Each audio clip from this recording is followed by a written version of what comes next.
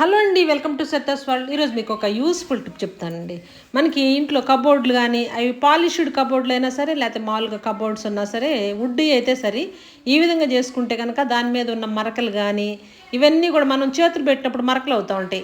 ఆ పాలిష్ అయినా సరే సూపర్గా అయితే క్లీన్గా అయిపోయి మనకి మెరుపు కూడా మెరిసిపోయిద్దండి. మామూలుగా మనకి హెయిర్ ఆయిల్ ఉంటుంది కదా, తలకు రాసుకునే నూనె, అది తీసుకోవాలి. ఒక గుంటగంటలో తీసేసుకొని దాన్ని కొంచెం లైట్గా వేడి చేసుకోవాలి. వేడి చేసుకొని దానిలో కర్పూరం బిళ్ళలు 2 బిళ్ళలు వేసేసుకొని చక్కగా మనం ఇలా కబోర్డ్స్ మొత్తాన్ని ఇలా కనుక క్లీన్ చేసుకున్నామంటే చక్కగా మెరుపు మెరుస్తాయి. అంతేకాకుండా దీనికి ఏదైనా క్రిములు కానీ ఏదైనా ఇప్పుడు చెదలు లాంటివి అలాంటివి కూడా పట్టకుండా మనకి ఈ కర్పూరం కూడా వాడుతున్నాం కాబట్టి సూపర్గా అయితే ఉంటుంది.